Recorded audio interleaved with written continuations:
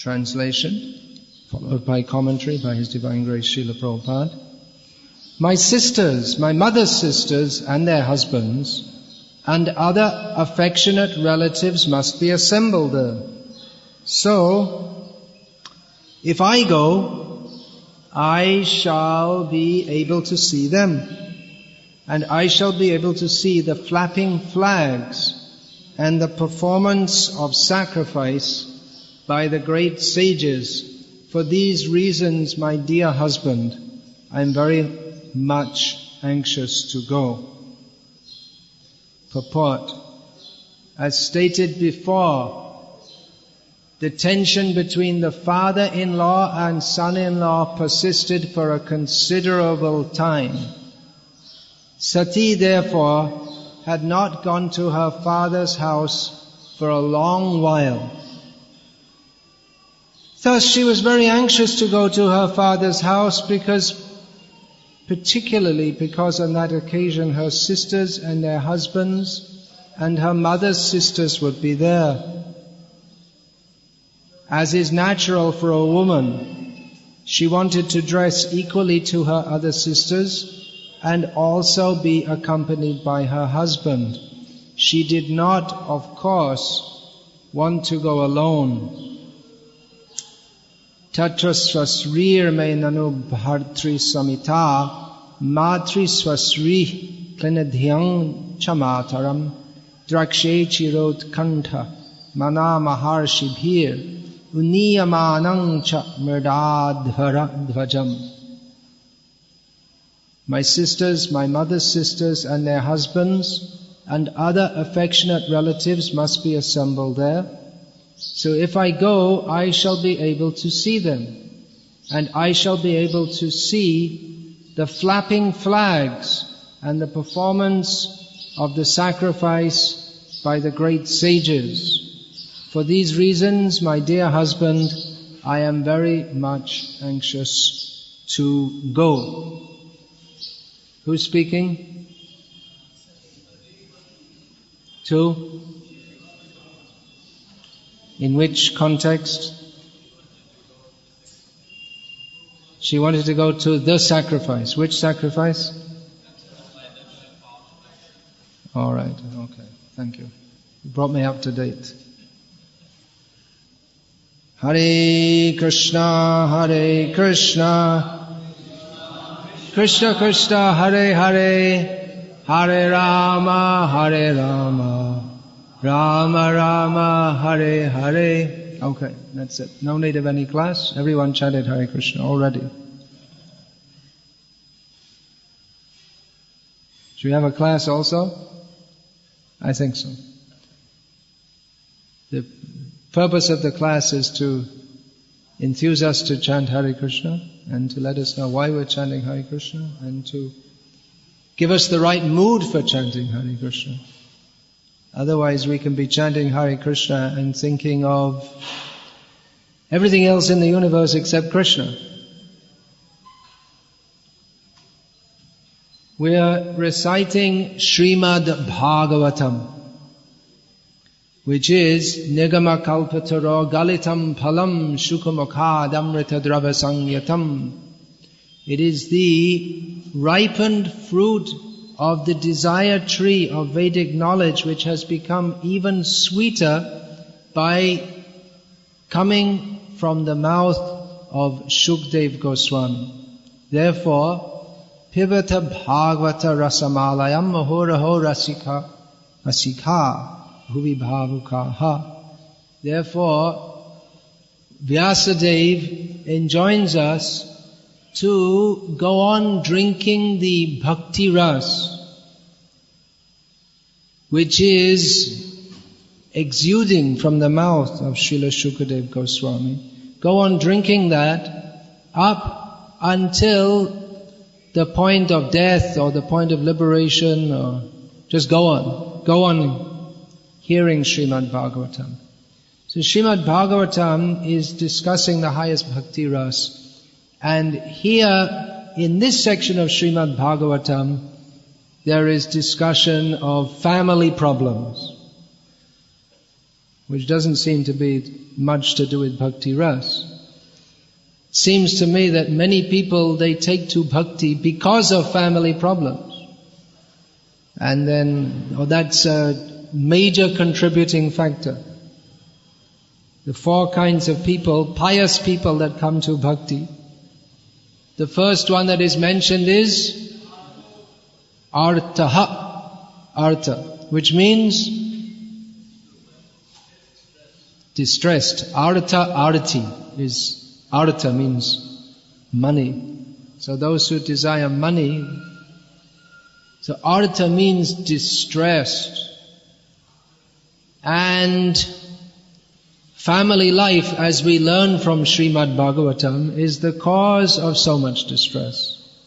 Although due to the power of Maya, we think that it will be the source of great happiness. The wedding is a celebration because people think now they will live happily.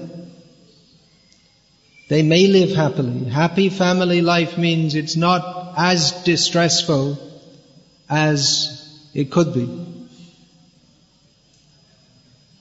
Even if there's here we see there's tension between the father-in-law and son-in-law, which puts the wife or daughter under tremendous stress, and she ends it up by suicide, which is common in the modern age also. With the dowry tension, the family from one side is pressing, and family on the other side doesn't want to give, and she may commit suicide. So it puts her under tremendous stress, and we find those who are sannyasis in our Krishna consciousness movement, they know how so many people come to tell them and say, I have so many family problems. And whether or not sannyasis should act as marriage advisors is another question, but this, it's perennial, means it's ongoing, it's nothing new. Of course, in the modern age, there are more family problems than in previous ages, because at least in India, people used to marry, and of course, marriage is, as Srila Bhaktisiddhanta Saraswati Thakur used to say, a concession for sense gratification. But they married with there was a strong sense of dharma in this country. And even in other countries, there was a strong sense of religion. And even in the Western countries, divorce was unheard of. What to speak of in India? Actually, there's no real word in Sanskrit for divorce. They invented a word, vivaha viched, but there's no such word. Otherwise, the word they use in Hindi is talak, which is a Urdu word. It's not part of the original Indian culture. People didn't know what it was. So they married for the sake of dharma. The wife is called sahadharmini. And there are various rules of dharma to be followed. Srimad Bhagavatam is meant for showing the way to the supreme dharma. Savai pung sang paro dharmo yato bhaktir adhokshaje ahaituki apratihata yayatma suprasidhati. The highest dharma is that which is unmotivated devotional service to the transcendent Lord. In other words, this bhakti dharma is nothing to do with this material world. That bhakti must be unmotivated and uninterrupted to fully satisfy the self. So the subject matter of Srimad Bhagavatam is bhakti ras, which comes from ahaituki bhakti. Ahaituki apratihata adhoksaja bhakti. Then why in the Srimad Bhagavatam is there so much discussion of family affairs and material affairs? It seems like that. Of course, the family of Lord Shiva is not an ordinary family, because Lord Shiva is not an ordinary person. These are all great persons. Even Daksha is a great person. He's a very pious person. You don't become a Prajapati unless you're very pious. So pious means to execute activities which are in relationship to Lord Vishnu. His pious activities, Daksha, they were not on the platform of ahaituki apratihata adhokshaja bhakti. But he must have followed karma kanda very strictly for many lifetimes, or performed many austerities, which it's all, the Vedic culture, the karma kanda, it's all centered around Lord Vishnu. Although it's not the same as Shuddha Bhakti or pure Bhakti, because the motive there is not primarily to satisfy Lord Vishnu simply for His sake. It's not Krishnartha Akela Cheshta. Shuddha Bhakti means all endeavors should be for the satisfaction, simply for Krishna. Whereas Karma Kanda means Madarte Akela Cheshta, everything done for me. And Krishna can help me. Not Tadarte. Actually the phrase used there in Bhakti Rasamrita Sindhu is Tadarte Akela Cheshtitam. For that purpose. And that is, what is that purpose? Krishnarti, for Krishna. That's given in Chaitanya Charitamrita. So there's a different, it may be practically the same activities, but in Karma Kanda and Shuddha Bhakti Dharma, there is a different motivation. But nevertheless, Daksha is a very pious person. He's about to diminish his stock of pious activities by insulting Lord Shiva. He thought that because he was so pious that he was greater than Lord Shiva, and he didn't recognize Lord Shiva's exalted position. It is difficult to recognize, isn't it? I mean, if someone walked into this temple holding a trishul and naked with ashes smeared all over his body and some snakes around him, he wouldn't be allowed in. But Lord Shiva is like that. He looks like a rejected person. So if Lord Shiva dresses like that, that's glorious. If anyone else does like that, it's inglorious, because Lord Shiva is meant for following, not for imitating. But he is also known as Bhutanath, Bholanath, Pashupatinath. He has all these names because he is the leader of the persons who are completely in Tamagun. So the best way to follow Lord Shiva is to join ISKCON, put Gauriya Vaishnav tilak on and chant Hare Krishna, Krishna Krishna, Hare Hare, Hare Ram, Ram Ram, Hare Hare. That will please him immensely. Bhaktivinoda Thakur has seen Narad Muni playing his Bina, Narad Muni Bajai Bina, Radhika Ramana Name. Then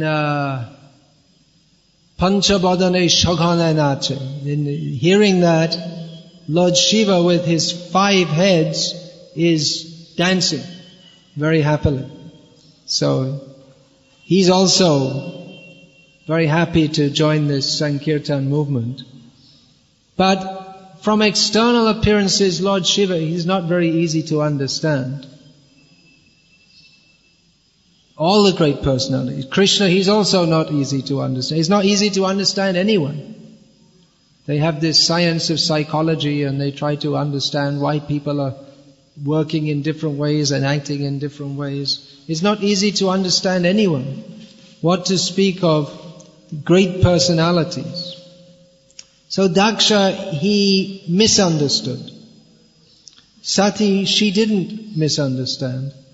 But Daksha, he made his mistake was not only that he didn't recognize Lord Shiva, but he didn't follow the basic rules. What to speak of, Lord Shiva's position can properly be understood not by considering him as Bhutanath or Bholanath, but by considering him as Vaishnavanang Yatha Shambhu, as the greatest Vaishnava. Therefore, from that position one can understand him. But even if one doesn't understand him from that, that is understanding him from the position of Param Dharma or Atma Dharma, Bhagavad Dharma. But even from the perspective of Lokik Dharma, Sadharan Dharma, Lord Shiva was to be respected and accommodated as the son-in-law. This is when the son-in-law visits his wife's paternal home, he's respected. So that's the proper understanding. Of course, there may be some tension, like there's tension here. But these rules of dharma, of ordinary dharma, are there to help regulate that tension. In the modern age, people don't follow these rules, and there are so many problems. Regulate that tension means that the wife is, just yesterday I was reading, that if the wife sees her husband, she worships him on the same level as the Supreme Lord. If the Shudra respects the Brahmin on the level of the Supreme Lord, if the disciple respects the Guru on the same level as the Supreme Lord, then by doing that, the Supreme Lord himself will be pleased. And one will become purified by this, and one can go to the planet of the Supreme Lord, of Vishnu. So, these rules are there. Some people may say, well, it's very oppressive, but it's a regulatory, apart from other considerations, it's a regulatory system, because otherwise, between conditioned souls in this material world, there's always stress, there's always tension. So the rule is there, respect the husband. It could have been given that the husband should be submissive to the wife, but it's not. Instead it said that women who are chaste, who are submissive to their husbands, they are respected, they are worshipped. So there's provision that women in the family, they take a socially subordinate role to their husband, but at the same time they're protected and respected. And the relationship, of course, we don't so much hear about father-in-law and son-in-law tension. It's usually the mother-in-law and daughter-in-law. That's famous, isn't it? What is it? Bahu Shwas. This Sas Bahu. It's famous. It's not only in India. So the modern solution to that problem is that they don't live together, because the young girls, they won't tolerate to follow what the mother-in-law says.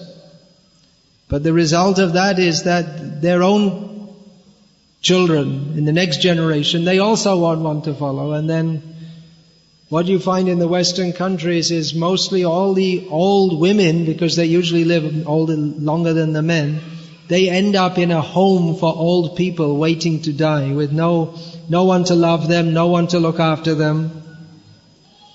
So in the name of independence, it's too much. I can't live with my mother-in-law. So because we're not willing to sacrifice and adjust, then we all end up alone. And we can't adjust with our husband or can't adjust with our wife, and then we break up and we live alone. And therefore you get so many people. In this summer I was in Finland, a small country, total population less than half of Bombay. But it's a big country. It's probably in area as big as Maharashtra, maybe bigger in area. So anyway, the temple had rented an apartment I was staying in. The apartment was very small, just one room with a tiny little bathroom on one side and a tiny little, not exactly a kitchen, because people eat out. They go to the restaurant to eat. They hardly, maybe they'll heat up some coffee or something at home. So the whole apartment building was like that. I said, it's so small, how can any family live in there? I said, people don't live in families, they live alone their whole life. They don't have any permanent friends, they just live alone. That's all. They go to work, they go to the restaurant to eat, they come home, they watch TV, and they take their dog for a walk. And that's it. And that's the whole society. And guess what? It's got one of the highest suicide rates in the world. Because suicide, it's a well-known word in every Indian language. Usne suicide kiya. Everyone knows. This word has one of those Indian words which has entered the Indian vocabulary because it's become so common. Sati was one. But now it's become very common. Now, I started off this lecture talking about the bhakti ras, and now we're talking about social problems. Now, we find that in Srila Prabhupada's purports, he has discussed far more than any previous acharya about social matters. Of course, there are whole books of social guidance, the smritis. That means the Manu Smriti is the most famous and authoritative. And there are many, Yajnavalkya Smriti, Narad Smriti, Vishnu Smriti, and so many. And apart from these famous Dharma Smritis, there are many which have been composed in different times and places of India, social rules derived from Shastra of how people are to behave and interact with each other. But Srimad Bhagavatam is not on the level of this Dharma Smriti. It's on a higher level. But at the same time, it should be understood that traditionally the culture of persons who studied Srimad Bhagavatam, that was automatically there. In Srimad Bhagavatam, the social behavior that is required of human beings, it is discussed directly in the text of Srimad Bhagavatam. We find Narad Muni advising Yudhishthira Maharaj, that comes in the 7th canto of Bhagavatam, on the proper behavior of the different varnas and ashrams. So it is there, but it's not discussed in great detail because it's understood that people, the culture is already there. Formerly Srimad Bhagavatam was not discussed among barbarians and savages like the Western people or modern Indians today. If we take the word mlecha, that means a meat eater or one who doesn't follow the Vedic principles, which means almost everyone in the world today. So formerly this was discussed among people who had a very high level of culture and civilization. And that's also followed by Gauriya Vaishnavas. For instance, Chaitanya Mahaprabhu gave the example, Swami Jai na manile, tare Besha madde gone. He said that a woman who doesn't follow her husband, I consider a prostitute. It's very harsh language, we may say, but that was the understanding. So Srila Prabhupada, he gave a lot of guidance on social matters, because in the modern age people are very confused in these matters.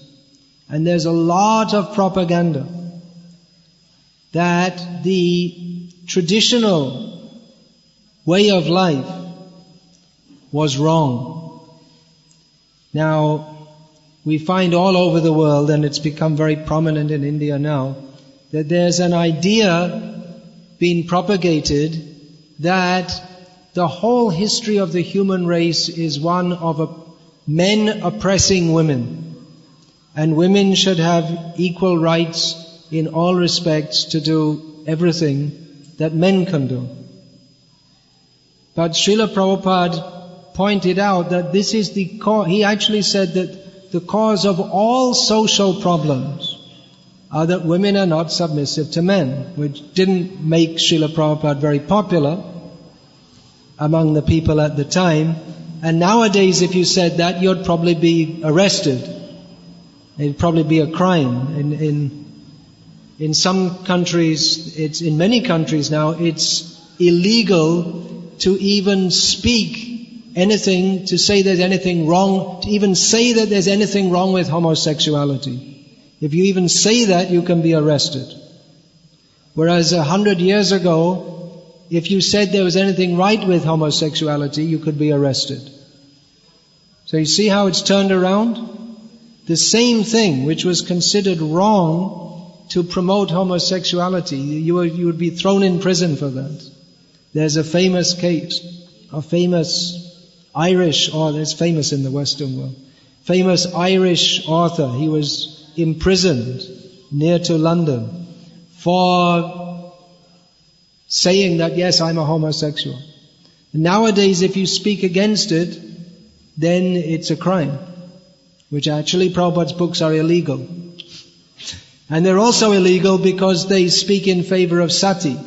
Not that we're saying there should be sati, but Prabhupada is upholding the principle that a chaste woman, wait a minute, I could get thrown in prison if I repeat what's in Prabhupada's books. Anyway, I'll take the risk. That, of course, Prabhupada never said it should be done in the modern age, but he said that the women, they voluntarily did that out of strong attachment to their husband. The flame of the fire was less painful to them than the separation from their husband. And as a result of that pious activity, they attained the same pious destination as their husband. So we see even today that it's quite common in South India, used to be in Bengal, or still some places, in Tamil Nadu, that at Thai Pusam, the festival, the men will walk and dance on hot coal, and they'll have hooks in their back, and they'll pull a ratam. They don't feel any pain. There's no blood. They'll put some spear through their mouth. They won't feel anything because they're in bhav. There's not bhav, it's bhar. There's different. There's different meaning. Bhav means transcendental, and bhar means some spirit has taken over the body. So they didn't feel the pain. So anyway, the point in the sati also, they would not feel the pain because we find Haridas Thakur also, when he was beaten in 22 marketplaces, he didn't feel any pain because Chaitanya Mahaprabhu entered his body and took that pain, annulled that pain. So one who's on a very high level of consciousness, because their consciousness is on a higher platform, they don't perceive the pain which would normally be perceived, because that on the bodily platform that would be perceived, but they've transcended the bodily platform. So anyway, the point is there that in social matters, the whole way of thinking has changed And people in the modern age are very sure that this is correct, but the actual result is social chaos. So Srila Prabhupada, he gave so much instruction on social matters because he saw that even to practice Krishna consciousness it's very difficult because people are so disturbed because they don't even understand the basic principles of human life, how to live as a civilized human being.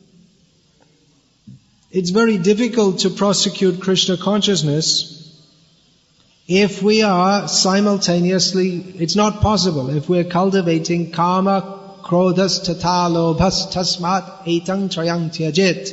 The three gates to hell which should be given up are lust, anger and greed. Now the traditional Vedic system, the Varnashram system, was to help to control that karma, krodha, lobha. That people, they had material desires, but that should be regulated. Regulated by marriage.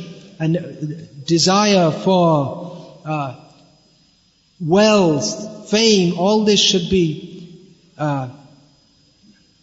regulated, that if you get wealth, that should be spent for dharma, for yajna, one should give to brahmanas.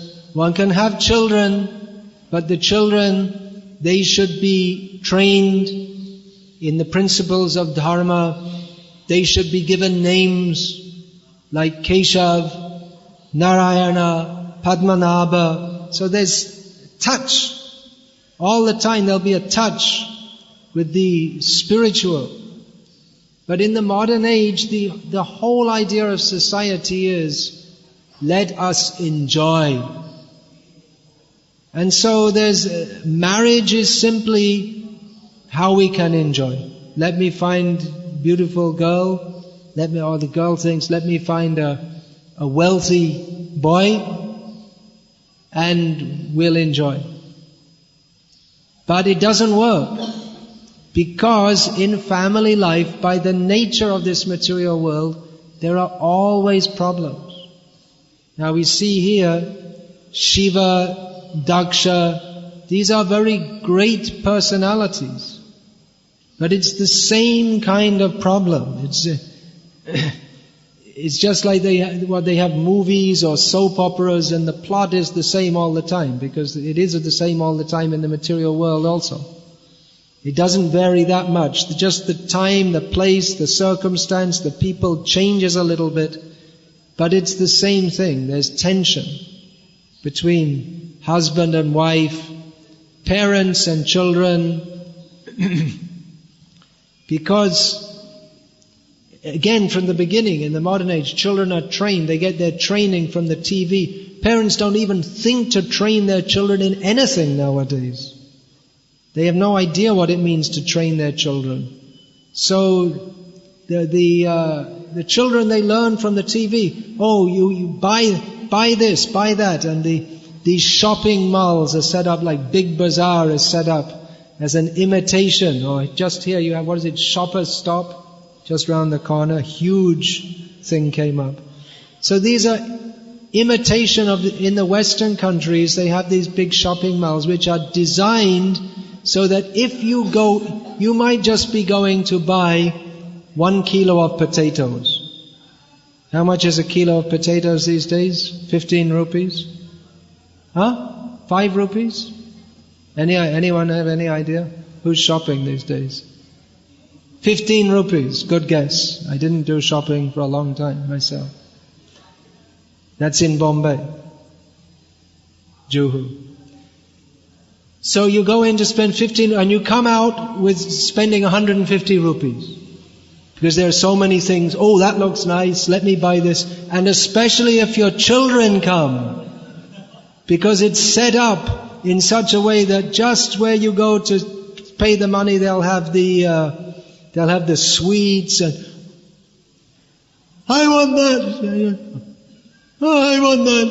And so from the very beginning, the children have the idea that the parents, their job is to provide me sense gratification whenever I want it. And it's always being pumped. You should buy this ice cream, buy this Coca-Cola, buy this, buy that, buy everything else. And the parents are also programmed by the advertisements that you make your children happy by giving them sense gratification. Whereas actually it's the parents' duty to train the children. Of course they should give them nice food and so many things. But they also have to train their children in self-control. If they don't train them in self-control, then they'll just be barbarians. Because there's no end to material desires. And that's why in the Western world, the whole social fabric is broken down, because even after marriage, if they bother getting married at all, the partners, they're not thinking of how we shall combine to execute dharma. They have no idea of dharma. Just simply what I can get from the wife, and how the wife will satisfy me, and the wife thinks how the husband will satisfy me. After some time they quarrel, and it's all over. So Srila Prabhupada taught these principles. We may think, well, I came to the temple and I wanted to hear something about Krishna's intimate pastimes. Well, that will be there also. That's also discussed in different classes. But in this purport, there's a discussion of the disagreement or the bad feeling between Daksha and Lord Shiva. Of course, Lord Shiva has no bad feeling toward anyone, but he's a great devotee. But the bad feeling generated unnecessarily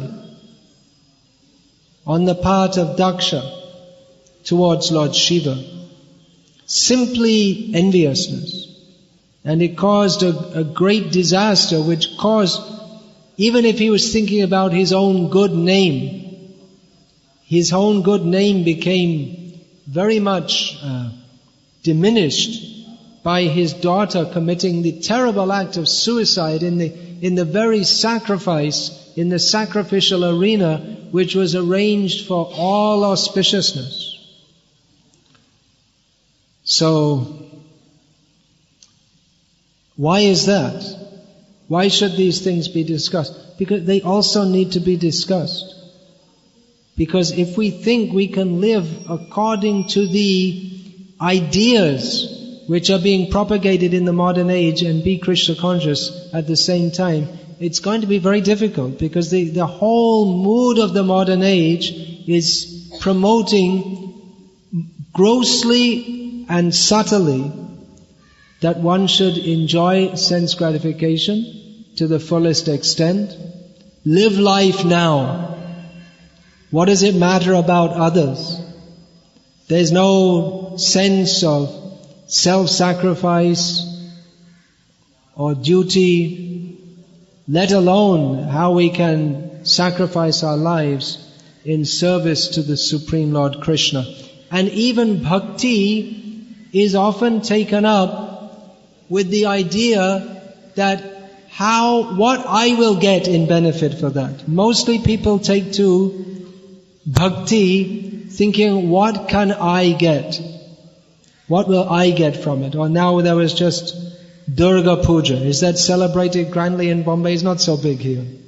Must be here. There was some Durga Puja. I was away.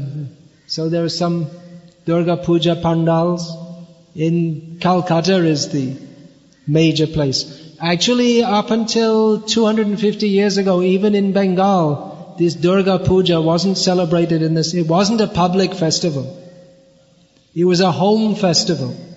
It was just one Shakta, Haranath, I can't remember his name. He made this into he promoted this, and it's become a big public festival. Otherwise there was no big public festival. And then anyway, it's a long history. We didn't discuss that. They made it into a big festival, just like here in Maharashtra also, this Ganesh worship. That was not a big public festival here. The main religious inclination of the Marathi people was to Vithalnath. But now it's become to Ganesh. This was introduced for political reasons by Lokmanya Tilak. There was no big public ceremony for worship of Ganesh. There wasn't. Ganesh is traditionally he's worshipped at the beginning of every puja, but there was no major puja for Ganesh himself. It's a modern invention. So people they like to worship Durga, Ganesh, what is that? Dhanam Dehi, Yasham Dehi, Rupavati Bharya Dehi. Give me this, give me that, give me so many things. And so many supposed avatars have become very popular because people think that you can get some material benefit by going to them. But actually, bhakti means Krishnarte akila cheshta. Everything should be done for Krishna's satisfaction. It's a completely different way of thinking to that of materialistic people who approach God or who they consider to be God, forgetting what I can get. So the generic dharma or the underlying principle of dharma as taught in Mahabharata, especially Ramayana, and actually throughout all the Vedic literatures, that generic dharma, it begins to instill a sense of selflessness. That people come to, they take up dharma with the idea that Kangshanta karmanang siddhim yajanti ihadevataha. People come to the demigods because they have material desires to fulfill, and kshipram hi manushe loke siddhir bhavati karmaja. Very quickly their desires are fulfilled by worship of demigods, but to worship the demigods there has to be some sacrifice. To even become eligible to worship the demigods, one has to follow especially of course there are even the Hiranyakashipu and Ravana, they were also engaged in demigod worship. They didn't become at all even slightly purified by doing so. But generally there are so many things. One has to give charity to the brahmanas, the one has to perform some austerity, self-abnegation. So there's a beginning of understanding that my self-interest is served not by grossly indulging the senses, but there has to be some sacrifice, there has to be service of others. So that is a beginning which regulates society, and it begins to instill the sense of selflessness. Without that sense of selflessness, which is actually the essence of bhakti, unless there's a beginning of that, then how can we perform bhakti? Kam, krodh, lodh, moha, madadi, abhishta, shabna, chari, kishe pave radha krishna. If we're completely absorbed in lust, greed, anger, etc., then where is the possibility of attaining to the service of Radha and Krishna? But then the whole modern society is promoting a social ethos. Get ahead, be a success, you can do it by your own self. It's a completely different ethos I've seen that not so long ago the students in the university, they used to touch their professor's feet. Because the understanding is that knowledge, it doesn't come so much from my own effort as from satisfying the guru. But nowadays the teacher it's a job, that's all. He gets paid, he doesn't care for the students don't care for the teacher, and knowledge is just something, it's an acquisition by which one wants to become in a better position to exploit others than others are in. So knowledge, instead of being for self-realization, knowledge is utilized simply for promoting one's material interest, which is not at all in one's own real self-interest. Anyway, time's up. I also have to leave. So there are many things to be... These points are so important. No doubt you may think it's not very interesting. We'd have much rather heard some nice stories about Radha Krishna Leela. But as I was saying, Prabhupada himself, he spoke about this a lot. He was very concerned with this. He wanted to institute Varnashram Dharma among his disciples because he saw that they don't know how to live as human beings. We're talking about the highest Dharma, but husband and wife can't even live together peacefully. Then where's the talk about Paro Dharma if we can't even follow Apara Dharma? So these points are very important. Unfortunately, I don't have time because I have to leave. I have discussed these points and what we should be aiming at, what Prabhupada wanted us to aim towards in one book I wrote called Glimpses of Traditional Indian Life. The India that I have seen, and probably most of you haven't, because you're all city people. But 30 years ago I was traveling in the villages of Bengal, and how traditionally people were living life there. It's much more conducive to Krishna consciousness. One thing which was very conducive is there's no electricity. It's very good for Krishna. If you have a Krishna conscious culture, then after sundown, what happens when at sundown? No, what do people traditionally do? Does anyone know? Suryast ka samay kya karna hai? Sona nahi hai. Huh? No, light the lamp. In every home you have to light the lamp. Deep jalana hai, nahi? Suryast ka samay. For Lakshmi. Otherwise Lakshmi won't come. So one person maybe knows this. Now they only do on Deepavali, and that's also with electric lights. So, but there's no electricity, so what do the people do? They hear Ram Katha, or they do Kirtan. But nowadays, Suryast ke pahli TV chalu hai, uske baad bhi chalu hai, or 2 baje raat ko tak chalu rehta hai, and where's the Dharma? And people, they don't get up early in the morning because they're up late watching TV, and it's hellish life. So, we recommend, live simply, without electricity, and you'll say, he's crazy. But if at the end of life, by doing so, you're in a more favorable position to remember Krishna, then that's all that really matters. You live comfortably and go to hell, and what's the value? Better chant Hare Krishna. Anyway, I'd better finish because alright, one question, then I have to go.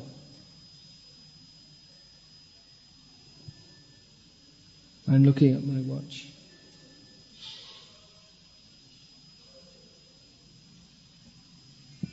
You could take that with your right hand. That's called Shishtachara, which Indians, they also don't know.